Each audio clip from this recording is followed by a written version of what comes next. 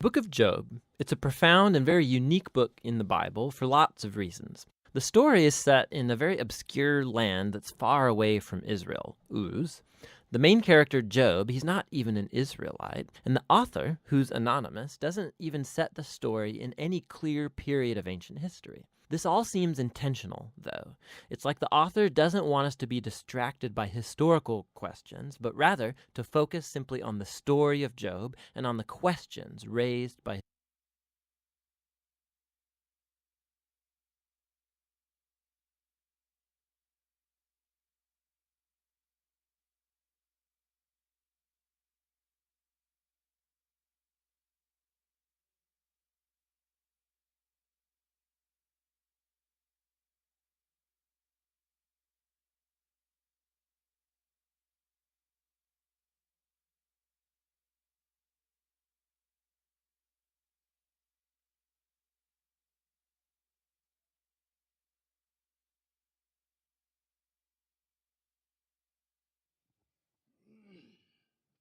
We had a wonderful auction last Saturday night here for Guatemala, for the ministry in Guatemala, for the feeding centers. We had all kinds of fun and raised all kinds of money, which is a big time because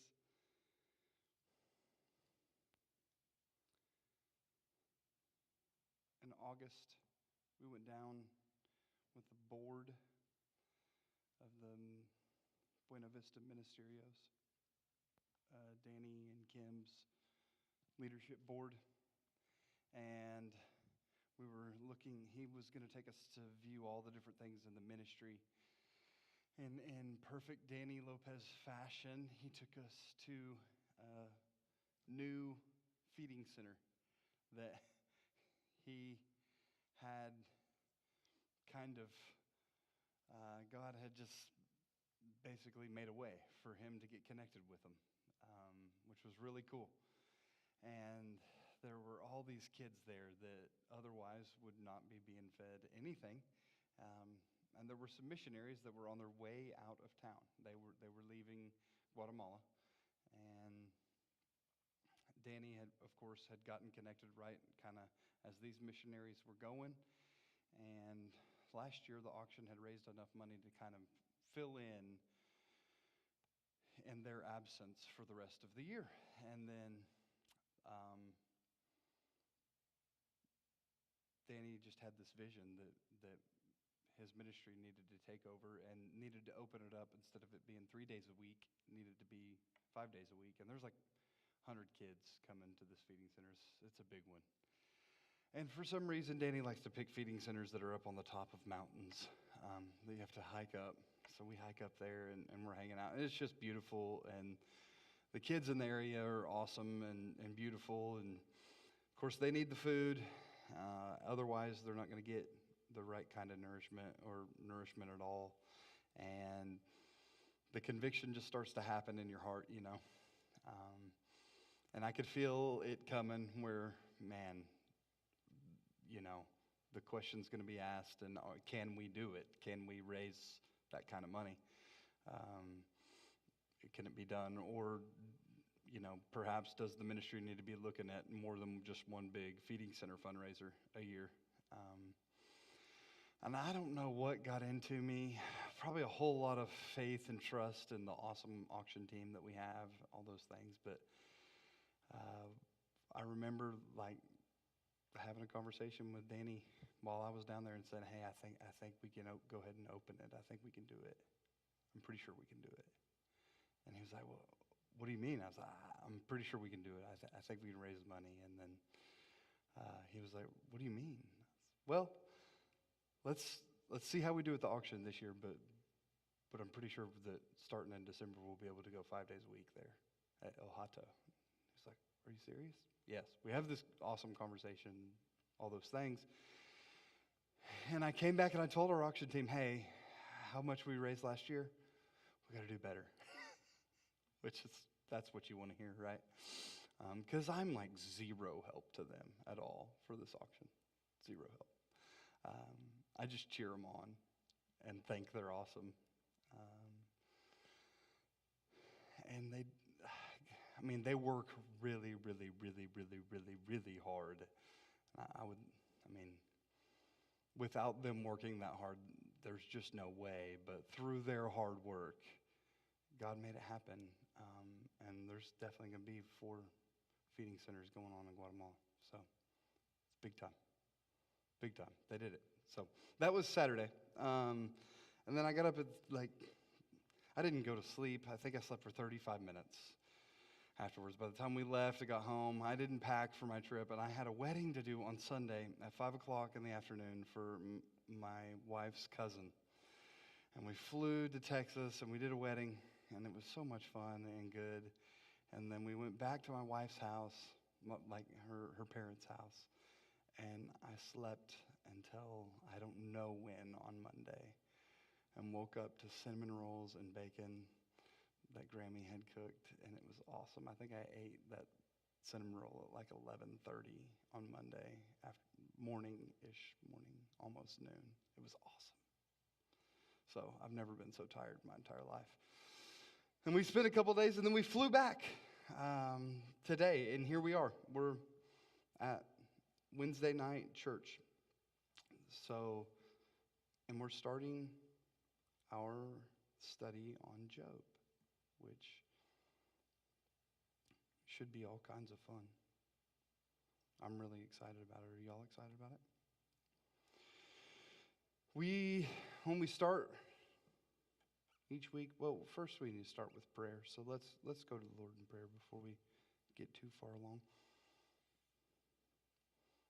Father, thank you so much for allowing us to come here. I pray that as we're here tonight, that our hearts and our minds would be open to your word. As we study these scriptures, that our hearts and mind would just soak them up, and that we would be good soil, that we'd be able to walk out of here knowing more about you and being able to live for you and shine bright for you in the world around us. Lord, I pray for all of those in our church that aren't feeling good, that you'll be with them, that you'll encourage them, that you'll give them a dose of health.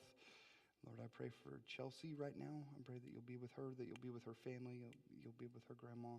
She's visiting her in the hospital, God. I pray that you'll be with any other need that's going on in our church, God, or in any other church. That your presence would just be made known with all those who need a touch from you, God, need some encouragement, need some love. It's in Jesus' name I pray. Amen. All right, so Job, once again, this is wisdom literature. So it goes in a very certain kind of group in the Bible. It goes along with Proverbs and Ecclesiastes specifically. You can throw Song of Solomon in there, but that's a different kind of wisdom. It's wisdom for love. These 3 are kind of wisdom for life. Proverbs, Ecclesiastes, and Job. And they're answering these questions. How should I live in the world? What is the good life? If I tried to live wisely, what should I expect? What will God do for me if I really try and do the right thing? Today, our word study is going to be this one.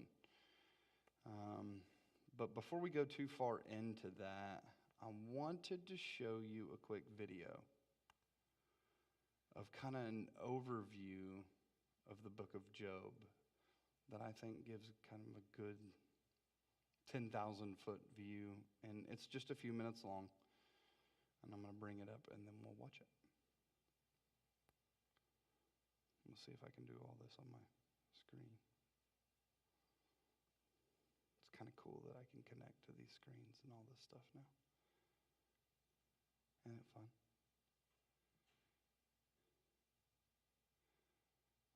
All right, so here we go. Book of Job. It's a profound and very unique book in the Bible for lots of reasons. The story is set in a very obscure land that's far away from Israel, Uz. The main character, Job, he's not even an Israelite, and the author, who's anonymous, doesn't even set the story in any clear period of ancient history. This all seems intentional, though. It's like the author doesn't want us to be distracted by historical questions, but rather to focus simply on the story of Job and on the questions raised by his experience of suffering. The book of Job has a very clear literary design. It opens and closes with a short narrative prologue and then an epilogue. And then the central body of the book is dense Hebrew poetry, representing conversations between Job and 4 dialogue partners called the Friends. These conversations are then concluded by a series of poetic speeches given by God to Job. Let's dive in and we'll just see how it works together. The prologue introduces us to Job, and we're told that he's a blameless, upright man who honors God. He's a super good guy. And then all of a sudden, we're transported into the heavenly realms, and God is holding court with his staff team. It's a very common image in the Old Testament describing how God runs the world. And among the heavenly beings is a figure called the Satan, which in Hebrew means the accuser or the prosecutor. And it's like we're watching a court scene. God presents Job as a truly righteous man, and then the accuser challenges God's policy of rewarding righteous people like Job. He says, the only reason Job obeys you is because you bless him with prosperity. Let Job suffer, then we'll see how righteous he actually is. And then God agrees to let the accuser inflict suffering on Job. Now, it's at this point in the story that most of us go, what? Why did God do that? And then we assume that this book is going to answer that question, why God allows good people to suffer. But as you read on, the book doesn't answer that question. Nothing in the book ever answers that question. The prologue is setting up the real questions this book is trying to get at. Questions about God's justice and whether God operates the universe according to the strict principle of justice. And the response to those questions comes as you read through to the end of the book, not at the beginning. The ultimate reason for Job's suffering is simply never revealed. So the prologue concludes with a suffering and bewildered Job who's rebuked by his wife, and he's approached by 3 friends who are going to try and provide wisdom and counsel. Their names are Eliphaz, the Temanite, Bildad, the Shuhite, and Zophar, the Naamathite. They're all non-Israelites like Job. And they represent the best of ancient Near Eastern thinking about God and suffering and the human condition, and this moves us into the main part of the book. First, Job speaks. And this is how this section of the book works. First, Job is going to speak, and then they'll follow a response from a friend. Then Job will respond to that friend. Then another friend will respond to Job's response, and so on back and forth for 3 cycles. And this whole debate is focused on 3 questions. Is God truly just in character? And does God run the universe on the strict principle of justice? And if so, then how is Job's suffering to be explained?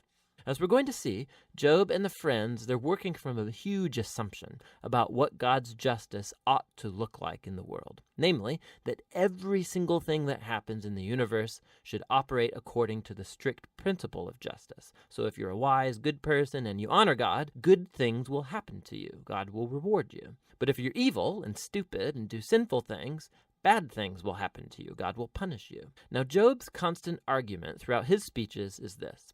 First of all, that he's innocent, and so the implication of that is that his suffering is not a divine punishment. Now we know from the prologue, both of these things are true. Remember, God himself said, Job is righteous and blameless. And so Job concludes his argument by accusing God. God either doesn't run the world according to justice, or even worse, God himself is simply unjust. The friends, on the other hand, they beg to differ. Their argument is that God is just, the implication being that God always runs the world according to justice in this way, and so they conclude by accusing not God, but Job. Job must have done something really, really bad for God to punish him like this. They even start making up possible sins that Job must have committed. Job protests to all of this. In fact, he gets so fed up with the friends that he eventually just gives up on them. He takes up his case directly with God. Now, something to be aware of is that Job, he's on an emotional roller coaster in these poems. He used to think that God is just, but now he can't reconcile that with his suffering. And so in some outbursts, he'll accuse God of being a bully. Once he even declares that God has orchestrated all the injustice in the world. But the moment he utters that thought, he's terrified of it because he wants to hope and believe that God is truly just. Job is all over the place in this section. And so he makes one last statement of his innocence, and then he demands that God show up personally to explain himself. Now it's at this point that a surprise friend shows up, Elihu the Buzite. Now, he's not an Israelite, but he does have a Hebrew name. And Elihu, he has the same assumption as Job and the friends. He argues that God is just, and that implies that God always operates the universe according to justice. But then Elihu draws a more sophisticated conclusion about why good people suffer. It may not be punishment for sin in the past. God might inflict suffering as a warning to help people avoid sin in the future. Or God might use pain and suffering to build character or to teach people valuable lessons. Elihu doesn't claim to know why Job is suffering, but one thing he is certain of: Job is wrong to accuse God of being unjust. Job doesn't even respond to Elihu, and the dialogues come to a close. It's like the wisdom of the ancients has been spent, and the mystery remains. And then, all of a sudden, God shows up in a whirlwind, and he responds to Job personally. He first responds to Job's accusation that he's unjust and incompetent at running the universe. So God takes Job on a virtual tour of the universe, and he starts asking him all these questions about the order and origins of the cosmos. Was Job ever around when God architected the earth or organized the constellations? Has Job ever commanded the sunrise or controlled the weather? God has his eyes on all of these cosmic details that Job has never even conceived of. Then God starts going into detail describing the grazing habits of mountain goats and how deer give birth, or the feeding patterns of lions and wild donkeys. What's the point of all this? Remember the assumption of Job and his friends about what it looks like for God to run the world according to justice. Underneath that assumption is a deeper one, that Job and his friends have a wide enough perspective on life to make such a claim about how God ought to run the world. And God's response with this virtual tour, it deconstructs all of these assumptions. It first of all shows that the universe is a vast, complex place, and that God has his eyes on all of it, every detail. Job, on the other hand, has only the small horizon of his life experience to draw from. His view of the world is very limited. And so what looks like divine injustice, from Job's point of view, needs to be seen in an infinitely larger context. Job is simply not in a position to make such a huge accusation about God. After the virtual tour, God asks Job if he would like to micromanage the world for a day, according to the strict principle of justice that Job and his friends assume, punishing every evil deed of every person at every moment with precise retribution. The fact is that carrying out justice in a world like ours, it's extremely complex. It's never black and white, like Job and the friends seem to think. Which leads to God's last point. He starts describing these two fantastic creatures, Behemoth and Leviathan, which some people think are poetic depictions of a hippo and a crocodile, but more likely they refer to well-known creatures from ancient Near Eastern mythology that are used elsewhere in the Bible as symbols of the disorder and danger that exist in God's good world. These creatures, they're not evil. God's actually quite proud of them, but they're not safe either. The point is that God's world is amazing and very good, but it's not perfect or always safe. God's world has order and beauty, but it's also wild and sometimes dangerous, just like these two fantastic creatures. And so we come back to the big question of Job's suffering. Why is there suffering in God's world? Whether it's from earthquakes or wild animals or from other humans, God doesn't explain why. What he says is that we live in an extremely complex, amazing world that at this stage, at least, is not designed to prevent suffering. And that's God's response. Job challenged God's justice. God responds that Job doesn't have sufficient knowledge about our universe to make such a claim. Job demanded a full explanation from God, and what God asked Job for is trust in his wisdom and character. And so, Job responds with humility and repentance. He apologizes for accusing God, and he acknowledges that he's overstepped his bounds.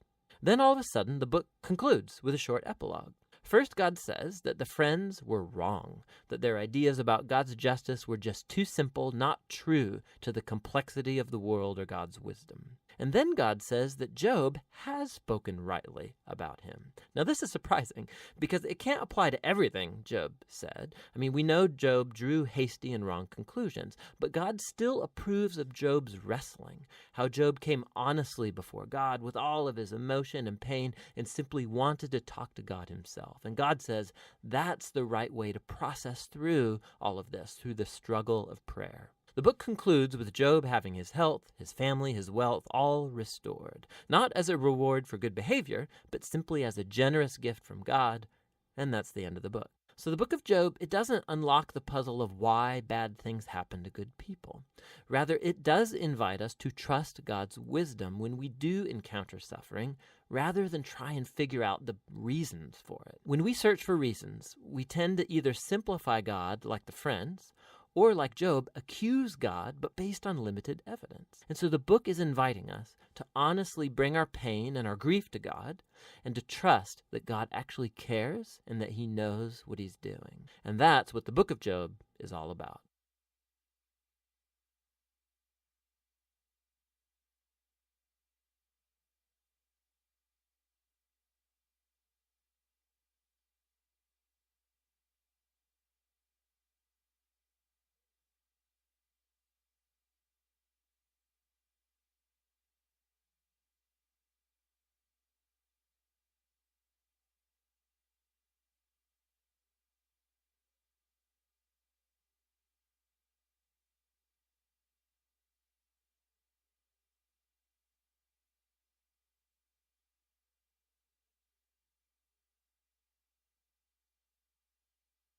It's muted.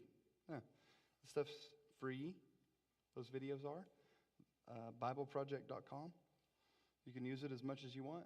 We have it available on our church app. I'm trying to think if I said anything else not into the microphone.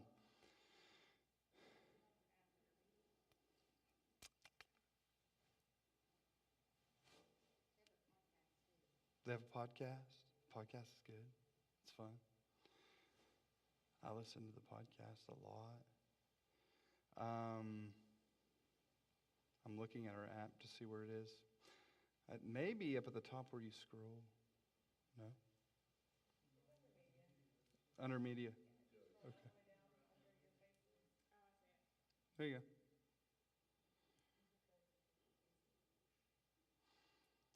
So, and sometimes when like a new season of Chosen comes out and things like that, we'll throw it down there under that media slide as well on the app. They have their own app as well that you can download, Bible Project app, and it has like all of their stuff all in one place, which is really cool. But on their website, you can actually like take doctorate level theology courses, which are pretty fun, for free. So, and there's homework and everything. It's pretty cool. But that overview is like drinking from a fire hydrant a little bit when you look at that stuff. And we're going to kind of look at the beginning of the book of Job tonight. The first thing I want to do is this word.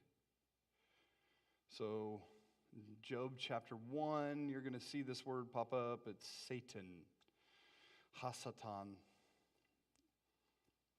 And that word translated over is going to be the one opposed, the opposer. Another way of translating it would be the accuser. Stands in opposition with.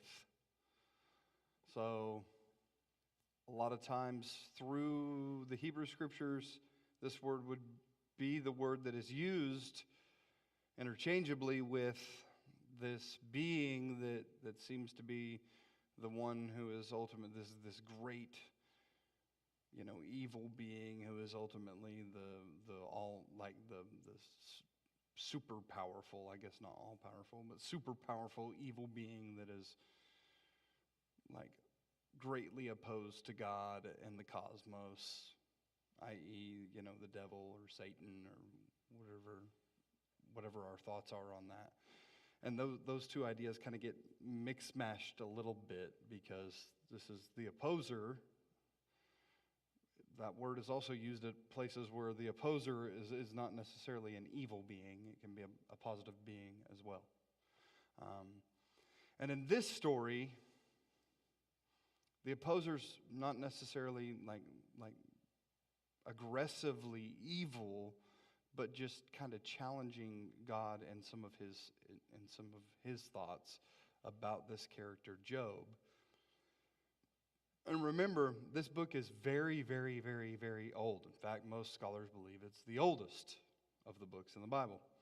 And with that, some of the ancient thoughts on God, back to like even some of the Genesis type thoughts and the beginning times type thoughts, would be that God's special creation, his most prized creation, is humanity. And so these beings that are gathered with God in this scene, this court scene that Tim Mackey was talking about in the video, they're called, in different versions of the Bible, they're called angels, or sometimes they're called the sons of God. So God was gathered in heaven with the sons of God. These sons of God would be the same sons of God that Genesis kind of references in chapter 5, I believe, or chapter 6. And the sons of God have interaction with the women of earth. They become attracted to the women of earth, and they have children with them, and that's where you get like the giants from, the Nephilim from. So we're going to focus in on this prologue real quick. I'm going to bring up some scripture from the prologue. We're going to go to Job chapter 1. We'll start with verse 1 because it's easy to do that way. If I can find ProPresenter. Do you ever have that where the one thing you're looking for you can't find?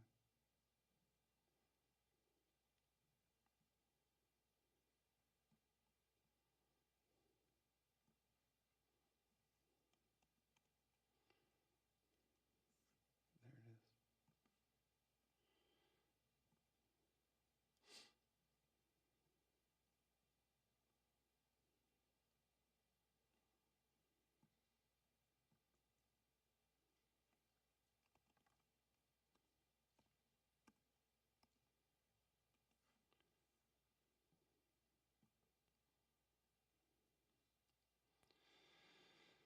There was a man in the land of Uz.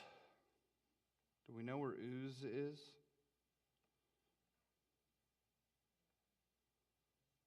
Does anybody know where Uz is? Top of your head. Ron, do you know where Uz is? You can help us. It's near Oz. I think that's about right.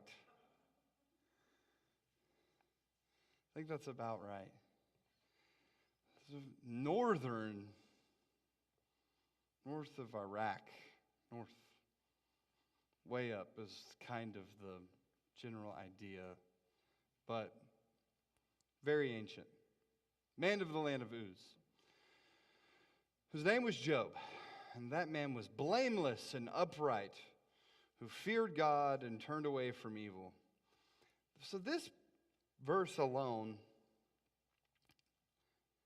is a little bit of like most Bible stories don't start this way. A man is blameless? Well, that's not usually how it starts. Usually you don't just get that people are pretty good. Usually it starts with people are pretty bad. But here you kind of get that this character is basically good. Blameless is a pretty strong word. This man is flawless and upright, one who feared God and turned away from evil. What's the beginning of wisdom, according to the rest of the wisdom of literature that we've been looking at? The fear of the Lord, right? So this guy seems to have kind of the total package. He's going away from evil, he's fearing the Lord, he's blameless. There were born to him 7 sons, perfect amount of sons, this number 7, biblical number 7. And 3 daughters, a whole amount of daughters, making this whole number of 10 children. He possessed 7,000 sheep and 3,000 camels and 500 yoke of oxen and 500 female donkeys. And very many servants, 3,000 camels in ancient times be like somebody having 3,000 Harley Davidsons right now. It's a rather successful individual. And they're trying to paint that picture. This guy's got it all. Very many servants. This man was the greatest of all the people in the East. His sons used to go and hold a feast in the house of each one on his day. And they would send and invite their 3 sisters to eat and drink with them. And when the days of the feast had run their course, Job would send and consecrate them. And he would rise early in the morning and offer burnt offerings according to the number of all of them all. For Job said, "It may be that my children have sinned and cursed God in their hearts." Thus Job did this continually. Now there was a day when the sons of God came to present themselves before the Lord, and Satan also came among them. So this is this high spiritual council that's coming to meet with God. Does anybody have a version that's going to say something different than the sons of God? Does anybody have the NIV?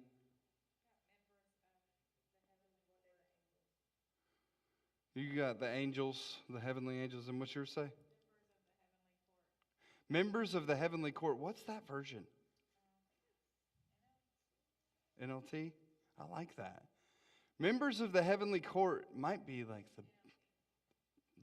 I think that's really good, because that's what's happening here. They're holding court. They're getting together. They're having this council. These are the Elohim, the sons of God. These high spiritual beings. Angels is a good word, I think, for what we're talking about here.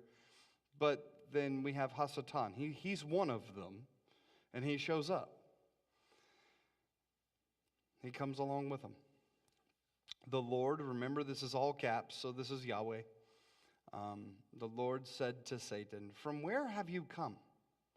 And Satan answers the Lord and said, "From going to and fro on the earth, and from walking up and down on it." Massively telling. This accuser, this opposed one, that is in the heavenly court, where he has just come from, is down on the earth, going to and fro, walking up and down, or prowling around like a roaring lion, seeking something to devour. That's what he does. He is not limited. Just going to and fro, wherever he so chooses on the earth, and walking around on it. So he's not limited on the earth. It's very interesting. And the Lord said to Satan, "Have you considered my servant Job? That there is none like him on earth, a blameless and upright man, who fears God and turns away from evil." So the Lord, Yahweh, starts it. Satan doesn't start the argument. Yahweh starts it. Who brings Job into question here and brings upon all of this that's about to come upon Job? Yahweh. He mentions Job first. Have you considered going to and fro on the earth over to Job's house? To go to and fro around him? To bother him? To pester him? He's blameless and an upright man who fears God and turns away from evil.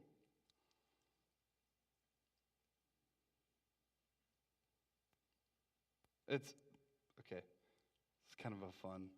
So Job's not particularly Hebrew. They don't exactly know who the author of this is. Start of verse 8, and Yahweh said to Hasatan, and you kind of have all of that goes on, and then down at the bottom it says, who fears Elohim and turns away from evil. It could say who fears Yahweh there, specifically God Most High, Yahweh, the Hebrew God. But Job's not Hebrew. We talked about Jonah going to Nineveh, and while he's on the boat, he gets specific with the God he serves to the fishermen that are with him, to the people that are with him that were traveling on the boat. And they say, what Elohim do you serve? He says, Yahweh. They end up serving Yahweh specifically. They praise the name of Yahweh. Well, when he gets to Nineveh and he proclaims God, he proclaims the name of Yahweh, and he delivers what God has to say to the Ninevites and the king, they praise Elohim, not Yahweh. But Yahweh relents and doesn't destroy Nineveh. He honors them because they praise Elohim. Elohim and God are a little bit interchangeable. Elohim is another word for God, but Elohim seems to be a term that would be like a deity, a God, right? And every ancient religion had a God that they believed in, right? But we know the Hebrews have Yahweh as the one true God, and that all the other gods are not really there, right? Here, seems that Yahweh understands that Job fears him and worships him and has this relationship with him, though Job may not have an understanding of Yahweh's name in that moment yet. It's interesting to point out.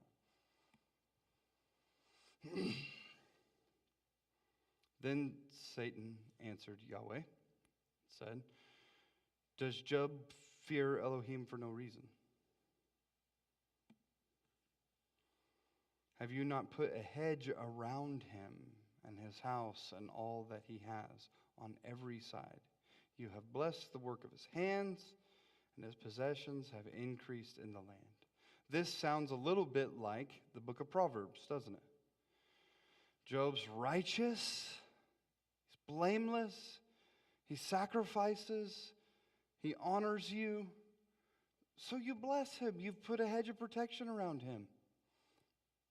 So of course he continues to bless you and he continues to do good because you continue to bless him back. It's a mutual agreement the two of you have. You haven't let him suffer yet. Maybe if you let him suffer a little bit, it'll change. Stretch out your hand and touch all that he has, and he will curse you to your face. And the Lord said to Satan, behold, all that he has is in your hand. Only against him do not stretch out your hand. So Satan went out from the presence of the Lord. Now, there was a day when his sons and daughters were eating and drinking wine in their oldest brother's house. And there came a messenger to Job and said, the oxen were plowing and the donkeys feeding beside them. And the Sabeans fell upon them and took them and struck them down, the servants with the edge of the sword, and I alone have escaped to tell you. While he was yet speaking, there came another and said, the fire of God fell from heaven and burned up the sheep and the servants and consumed them, and I alone have escaped to tell you. Now, it's kind of interesting. What did Yahweh tell Satan?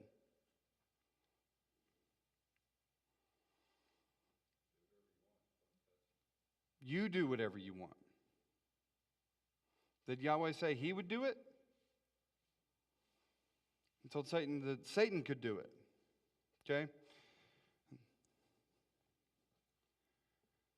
This character comes running up to Job and says, the fire of God, the fire of Elohim fell from heaven and burned up the sheep. And if I'm reading that, and every time I read the word God, I think, God Most High, And I don't know enough to know that in Hebrew, Elohim sometimes means angels. It means spiritual beings. That this is the fire of Satan. This isn't the fire of Yahweh that has come down, because God gave Satan permission to destroy everything that Job has. God didn't say that he would destroy it. And that's just like when the sons of God came to this council, these Elohim came to this council. These are spiritual beings that came to this council, and Satan was one of them. Right? He's a Elohim. He's a supernatural being. So this fire that is coming down isn't coming from God Most High, Yahweh, the creator of all things, coming from a spiritual being, evil spiritual being. And it's destroying, but it's not by the hand of Yahweh. And I think that's important for us to recognize sometimes in our scriptures, because oftentimes God gets blamed for all kinds of disastrous things that happened in the Bible that may or may not have been the character of Yahweh that we think of, the character of the Almighty Creator of all things, but just the way that these ancient writers thought of ancient spiritual beings, kind of their ancient mind with spiritual beings. Angels would be the way that we would say it now in our modern terms. Or demons. While he was yet speaking, there came another and said, the Chaldeans formed 3 groups and made a raid on the camels and took them and struck down the servants with the edge of the sword. And I alone have escaped to tell you. So they got the camels too. They got his Harley Davidsons. While he was yet speaking, there came another and said, your sons and daughters were eating and drinking wine in their oldest brother's house. And behold, a great wind came across the wilderness and struck the 4 corners of the house, and it fell upon the young people, and they are dead, and I alone have escaped to tell you. Then Job arose and tore his robe and shaved his head and fell on the ground and worshipped.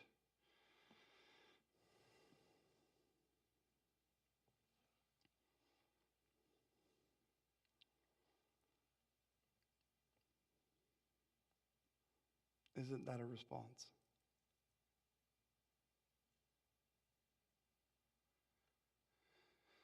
That's Job's first response to it. Everything's been taken from him. Family, servants, possessions. Then he arose, tore his robe, shaved his head, fell on the ground, and worshiped.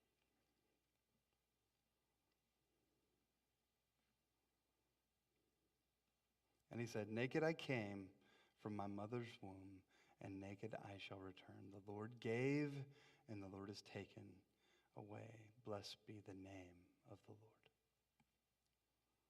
And all this, Job did not sin or charge God with wrong. So it's this prologue of the whole story. And it starts, Job has. It ends, Job has not. And at the beginning, Job is faithful. And at the end, Job is faithful. And he has done no wrong. If we kind of continue into chapter 2, it's really short.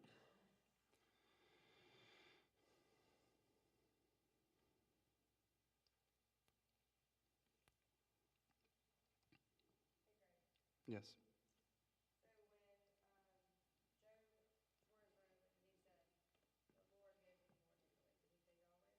Mm-hmm.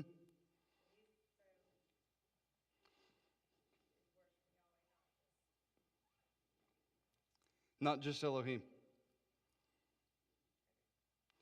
At that point, he's worshiping Yahweh.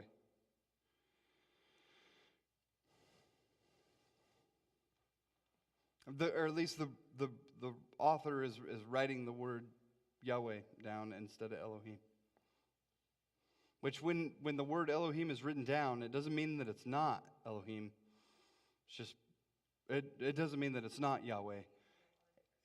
It's just, a lot of times It, it's probably not, and we assume it to be.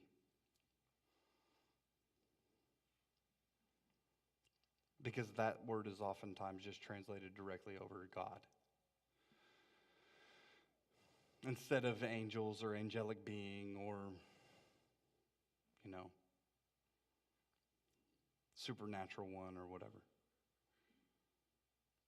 Again, there was a day when the sons of God came to present themselves before the Lord, and Satan also came along with them to present himself before the Lord.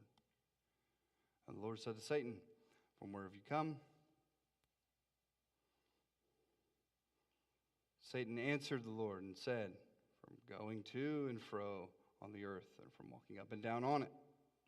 And the Lord said to Satan, "Have you considered my servant Job, that there is none like him on earth, a blameless and upright man who fears God and turns away from evil?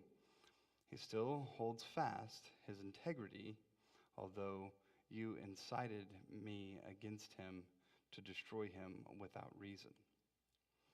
Then Satan answered the Lord and said, "Skin for skin, all that a man has he will give for his life. But stretch out your hand and touch his bone and his flesh, and he will curse you to your face." And the Lord said to Satan, "Behold, he is in your hand, only spare his life. Don't take him all the way to the point of death, though now you may touch his flesh and bone." So Satan went out from the presence of the Lord and struck Job with loathsome sores from the sole of his foot to the crown of his head. And he took a piece of broken pottery with which to scrape himself while he sat in the ashes. That sounds horrible, doesn't it? He's been struck so bad that he has these sores from his feet all the way to his head. And so Job's response is to take a piece of broken pottery, and he's going to scrape his sores as he sits in ashes. Then his wife said to him, "Do you still hold fast to your integrity? Curse God and die." And she's mad at him for still being alive. But he said to her, "You speak as one of the foolish women would speak. Shall we receive good from God, and shall we not receive evil?" And all this Job did not sin with his lips. Now, when Job's 3 friends heard all this evil that had come upon him, they came each from his own place: Eliphaz the Temanite, Bildad the Shuhite, and Zophar the Naamathite. They made an appointment together to come to show him sympathy and comfort him. That's why they came, to show him sympathy and comfort him. And when they saw him from a distance, they did not recognize him, and they raised their voices and wept. And they tore their robes and sprinkled dust on their heads towards heaven. So when the sight of him broke their hearts, they wailed and wept along with him as a sign of empathy towards him. "Oh, Job, we feel you. We understand. This is horrible." And they sat with him on the ground 7 days and 7 nights. And no one spoke a word to him, for they saw that his suffering was very, very great. And that is the prologue to the book of Job.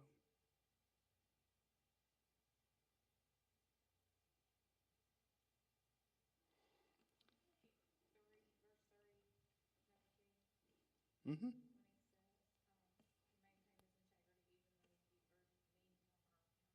Mm-hmm. It's kind of a...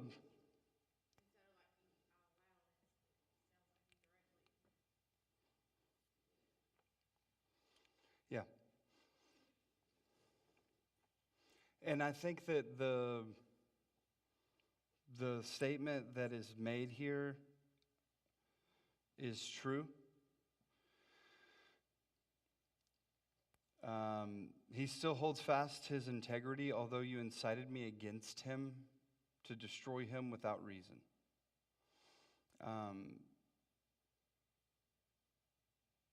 What is it that God has to do to destroy you?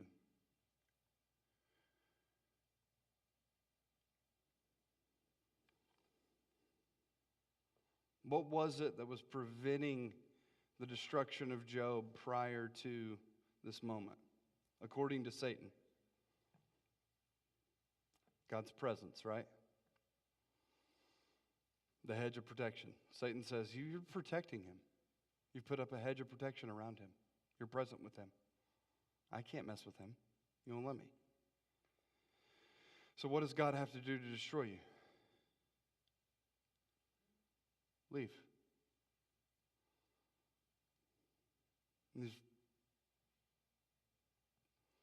Let you have the distance you want. Turn you over to the desires of your heart. Romans chapter 1. And so there's this idea that God's hedge of protection was protecting Job, and that when God takes away his hedge of protection, there's nothing left to protect him. There's nothing left to save him from the things that are coming, from the evil one. So, than the act of doing. Yeah. Because God told, you see kind of the directive in chapter 1 of God telling Satan, you can do this stuff to him, just don't harm him. And then here, you can harm his flesh, his bone, just don't take his life. It's God telling Satan he can do that stuff. It's not God saying, I'm going to do it. It's God saying, you can do it.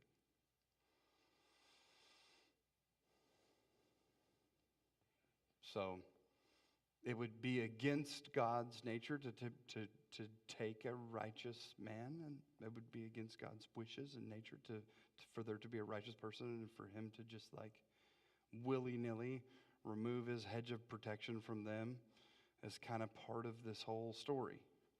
That's kind of, God has a desire, an innate desire to protect, but his protection doesn't seem to always be there. Even though people are righteous or unrighteous, his protection is not always, it's not universal. And I think that's one of the questions that the book of Job is trying to answer. Why? What is it to that, What's going on there? And I think that as Job starts to learn some of the answers later, it starts to kind of reveal that, wait, all of creation is way too complex for us to understand some of that stuff. There's way too much going on here for us to understand some of that stuff and some of those type of questions.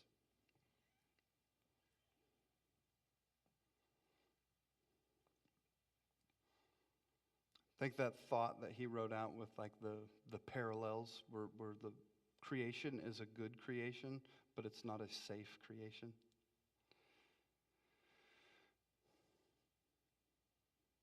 I think that's a big, I think that would fall all the way into the character of God. God is a good God, and he's not a safe God.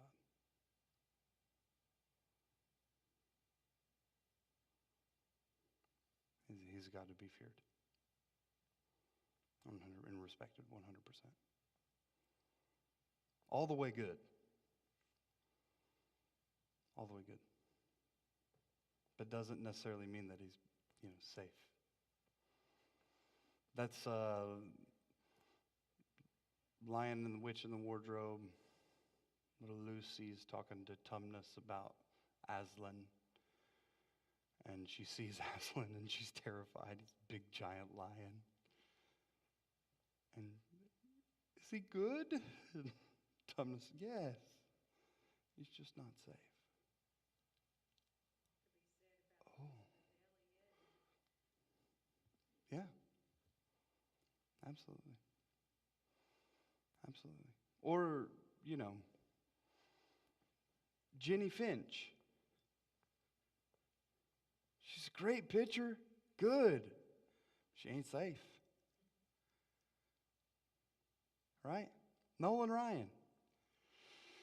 And I think that's part of our understanding. Grizzly bear is good. Don't go pet it in the wild.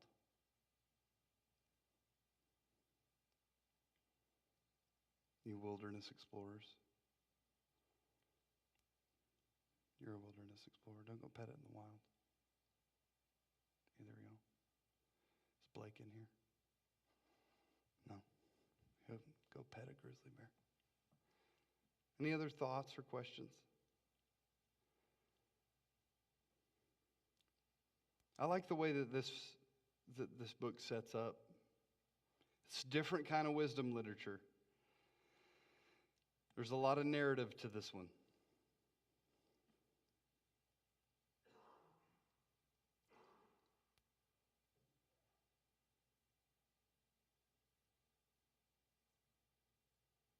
So the ends right here with this verse 13, they're all sitting, they're quiet.